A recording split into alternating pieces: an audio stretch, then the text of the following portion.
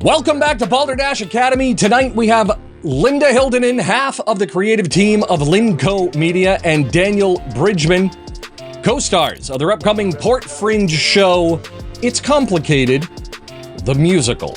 They also write music together as the duo Scrumgirl. We also find out why a person threw food at the Mona Lisa. Who knows? But first...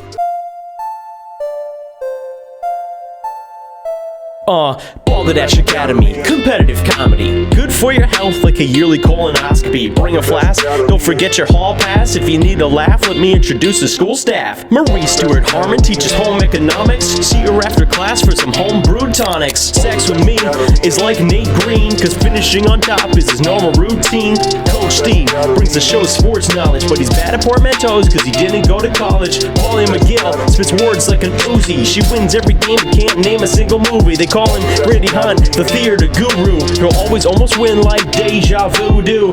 Carla Rose Dubois, you better watch your back. She's notoriously known for teaching music facts. And Bob LeBlanc gets no disrespect. Don't talk back, cause he's technically correct. Yes, let's go. Balderdash Academy, baby. Alright, sit down, class is starting.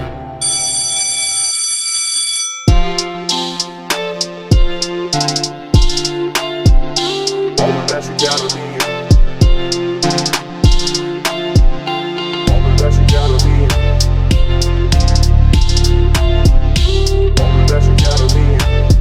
So we took a month off for Molly, Carla Rose, and myself to help start a new sketch comedy group in Portland.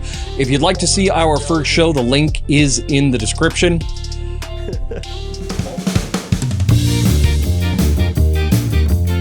While we were taking a month off, we also sent our unpaid intern, Alan, on an all-expense-paid vacation to paradise for the month. Unfortunately, Alan hasn't returned yet, so there will be no commentary for this video. However, we do want you to enjoy these videos that Alan sent from his vacation, which is costing us a fortune.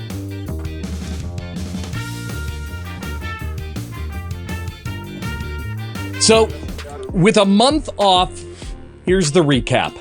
We have Molly, Nate, and Carla Rose tied with 2 wins each. What? We have Marie and Randy tied with 1 win each, and we have Steve tied Let's go, with Coach. no wins each. So Steve last show denied himself the win by giving Carla Rose 0.3 points. I'm just a generous guy. What can I say? Just a generous guy. That was the best literally ending ever. handed her the win with 5 minutes to go. Steve, you learned your lesson. Yeah. What is your strategy to win tonight other than give your points to another person? Okay, well, my strategy last time was to not try, and it actually helped me a lot. I came very close to winning. Yeah. And I really defeated myself at the end, really. I was my own worst enemy. So I think tonight I'm going to, same tactic, not try. Not try and be funny, not try and be clever, just say things and then not screw myself over at the very end. Nice. That's a sound tactic. No pity points, though. No pity points. Don't pity him. I don't mind. Do you know how sad it is that your spend the same. tactic is not try and then not try to screw yourself over? Isn't that sad that I need That to is- even present I mean, that? I only Yeah. think it's sad because it's mostly the outline of my life. So our visiting professors tonight are Linda Hildonen, half of the creative team for LinCo Media, and her partner, co-star of the PortFringe show, It's Complicated, the musical. It is complicated because Daniel Bridgman's also her husband. So both are special education teachers with their 2 young sons, Ezra and Oliver, and they write music together as Scrumgirl. That's awesome. I'm not musical. I barely have rhythm. Well, it's a thing. We're going to talk to Linda and Daniel shortly, but before we do, they have guaranteed to be the scorekeeper tonight while our faculty compete for the coveted reigning champion banner. At the end of each round, they will assign points to the competitors they feel are most worthy. They're not looking for the correct answer. They're looking for the best answer. The points are arbitrary and can be given to anyone for any reason. At the end of the night, the faculty member with the highest point total will be named the reigning champion, because that's how a game show works. So tonight's crew is competing to take the win away from our professor of music theory, Carla Rose Dubois. And we're going to start with our first game. Our first game is Give Me the Details. I will reveal a news story, and each of our faculty member who are experts in that story will give us details that the press might have missed. Our visiting professors will give points for the answers they like best. I mean, why not, right? Our story. According to NPR, a man in a wig disguised as an elderly woman threw something at the Mona Lisa in protest. What did he throw at the Mona Lisa in protest, and why did he throw it? Obviously, the first person we're going to go to is an expert in the Louvre, Nate. Nate, yes. What did he throw, and why did he throw it? Everybody knows that this was reported by NPR, and Neil Patrick Randall went there and reported this himself. He himself, the reporter, dressed up as an elderly person to throw raw spaghetti. He took just tomatoes, smushed them up, put them on hard spaghetti, and he threw it at the Mona Lisa because when in Rome, except it was in France. Because when in Rome, in When in Paris. Roma. In Paris. Tomato. He's not geographically. He's not good. Not good culinary either. Okay, so when in La Rome. Okay, Randy, what did he throw and why? Yeah, so I mean, the Mona Lisa's been around for a long time. I don't even know. I'm not gonna whatever year it was, but it's been hundreds of years. And you know, the poor Mona Lisa just sits there on the wall with everybody staring at her, and she never gets a snack, right? I mean, she never gets a break. So I believe the person was protesting that she wasn't being fed, and so he was throwing some Snickers at her because that satisfies and solves appetite and hunger issues. Yeah. All right, Snickers satisfies. Steve. Okay, here we go. So there's this guy, Jeff Steadworthy. Now, Jeff Steadworthy, big fan of puns, and this was all an elaborate setup for a pun. He hired this person to go in here disguised as a woman with a small figurine of Jeff Steadworthy. The figurine was thrown at the Mona Lisa so he could simply make this single joke, which is, "You really threw me through a Louvre." Oh, wow. Wow. Okay. Yeah. Wow. Right. There's that not trying. Loving it. And we're back, baby. Season 2. All right, there we go. Molly. All right. So there was a particular gentleman who dressed up as an old woman. His name was George Platz. And sorry, I had to remember it. And George Platt has been plagued since middle school art theory class, where he couldn't understand the smile debate. Is she smiling? Is she not? Is it a smirk? Who says it's a smirk? It plagued his whole adult life. He stayed and he drew black pictures and he went to therapy and he lived in a closet. And I'm talking it was really bad. So what he did is he went there. He dressed as an old woman because he thought it would be funny. He took out a rubber chicken and he threw it at the Mona Lisa and he said, "Smile! Why won't you smile?" Because he just wanted her to crack a smile. All right. So there you go. All right. So according to NPR, a man in a wig disguised as an elderly woman threw something at the Mona Lisa in protest. Nate says it's Neil Patrick Randall who dressed up and threw raw spaghetti at the Mona Lisa because, when in Rome, Randy, it was a person protesting that she wasn't being fed and Snickers satisfies. Steve, Jeff Steadworthy, because she threw me through the Louvre. Okay. And Molly, George Platt, plagued since childhood about the smile debate and just wanted to see her crack a smile. So, Linda and Dan, how would you like to score? Well, so do we score one? Okay, so you can score any amount, positive or negative, to any person. Okay, well, I'm not giving any to Nate because I'm Italian, and first of all, offensive, Nate. Wow, I'm half Italian, and nobody in my family is okay with the idea of throwing raw spaghetti at a wall. You know that you do it when it's done.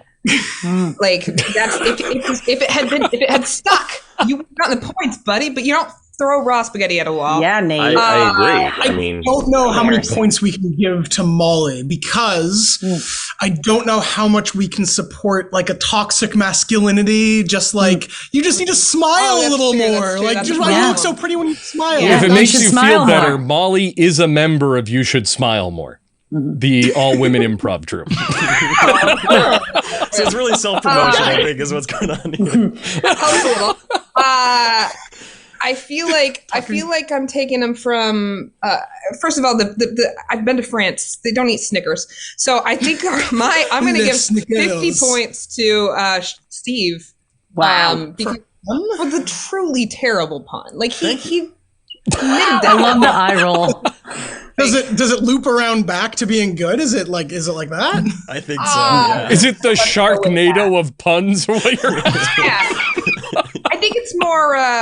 What's that one? Velocipaster. It's Velocipaster. Velocipaster.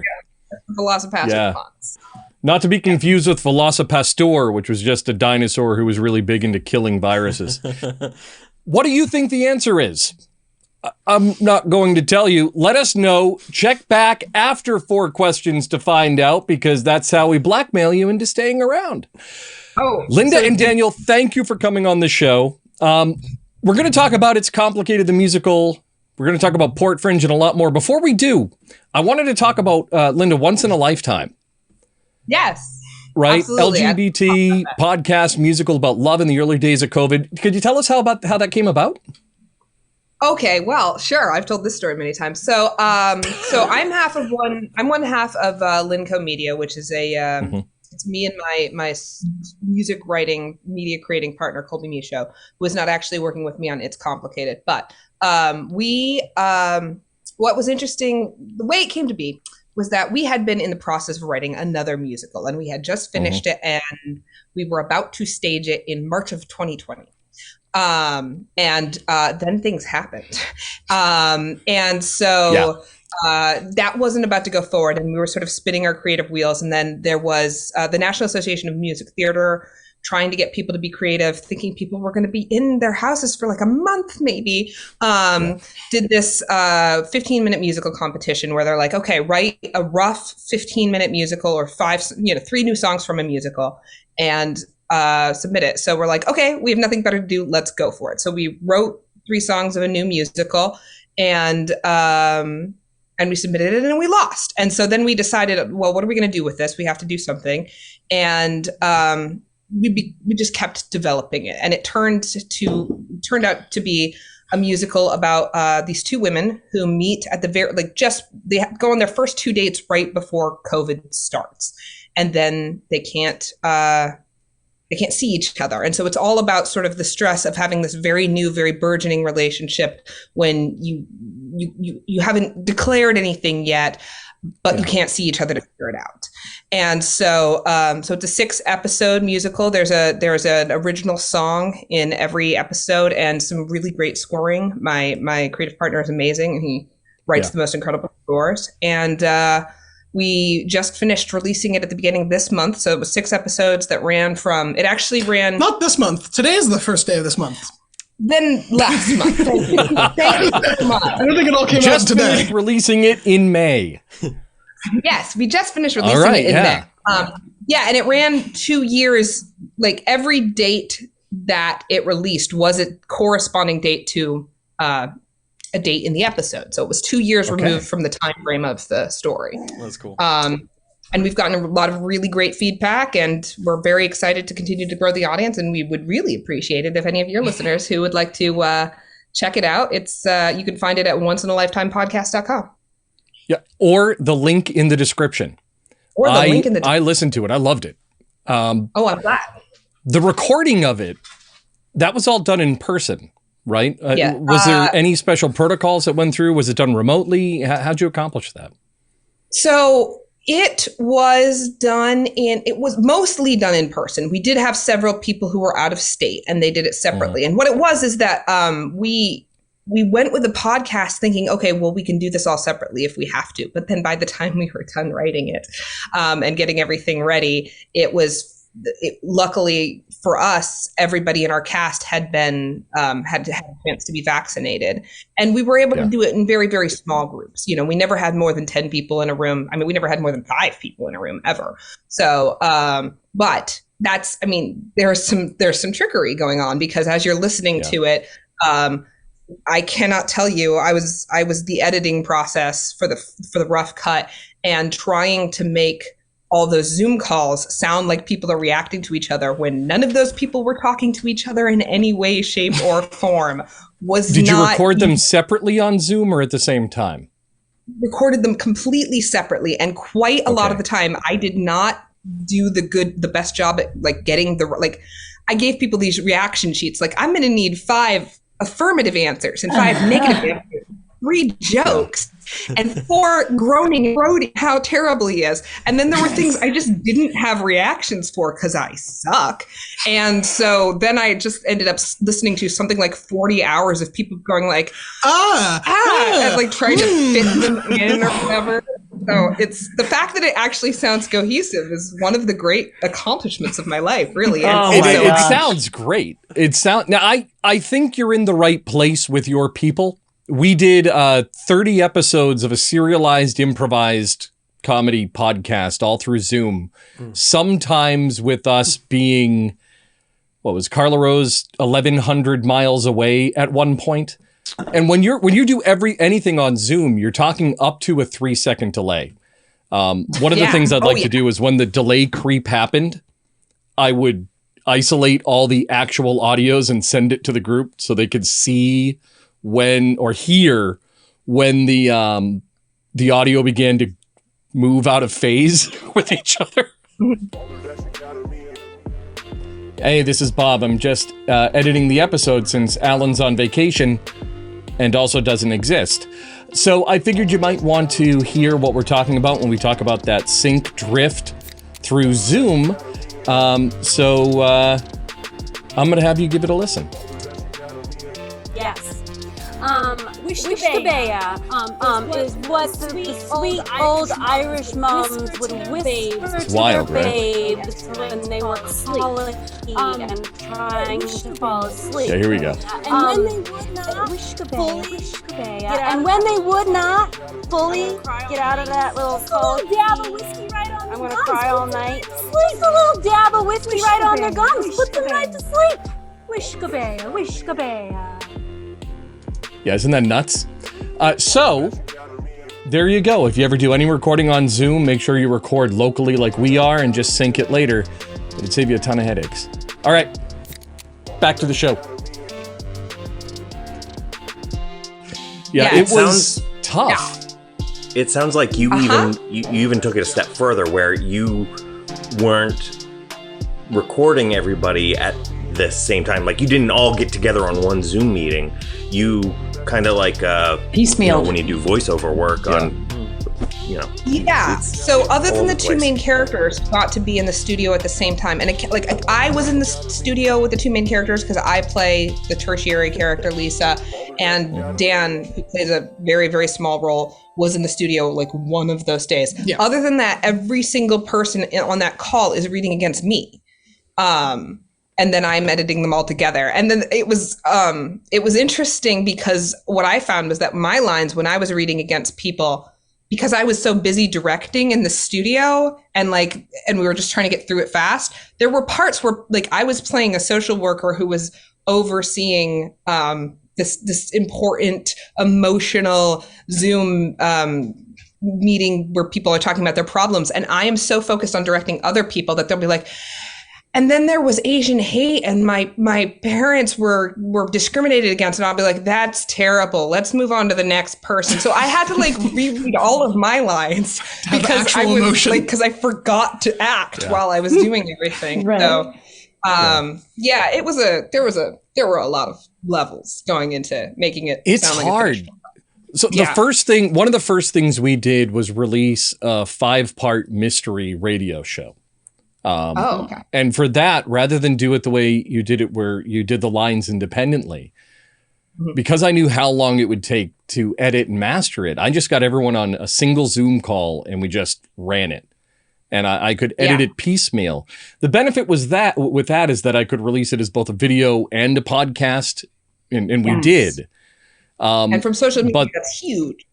It is huge. It was also the right way to do it in the very beginning of the pandemic. I wouldn't recommend doing it that way now. I think the way that you approached it was far more, well, number one, it's the way that it's normally done in audio and character recording. You record separately, you put it together.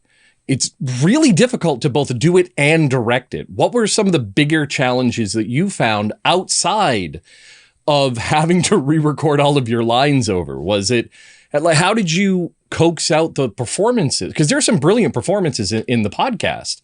How did you manage to get them out remotely? Well, and I mean, the ones that were remote, there were some that were remote and it was, like I wasn't even in on the call when they were recording. Like, and so it was a matter of having conversations with them and saying, okay, I want you to give me 4 versions of every line. And I want you to give 3, one like this, one like this. And then I always ask for a totally over the top emotional reading where they think they're going way too far. And way more often than you would think, that's the one you end up going with.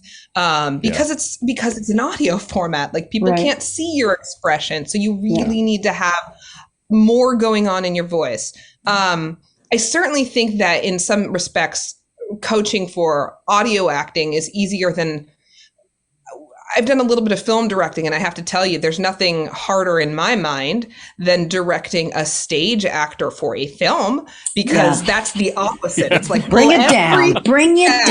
Yeah. Bring it down. We can see your wrinkles up close. You don't need to make them bigger. I'm making note of this. Yeah. The pores. Because I mean, they're always playing for the back of the room, and that's not the camera's right here, buddy. Totally. Cheating the 45 degrees, just like I'm over here.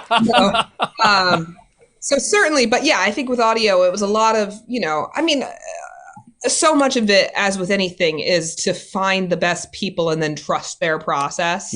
And I mean, in the room, oh boy, like I had to be pushy a lot. Like I think, you get a crash course on how to be a pushy woman when you're directing, because you have to be, because they need you to be. And so you're being a director. That was, well, being like, okay, that was beautiful. That's amazing. I want you to do it completely differently because it was wrong. But oh my God, your hair was great.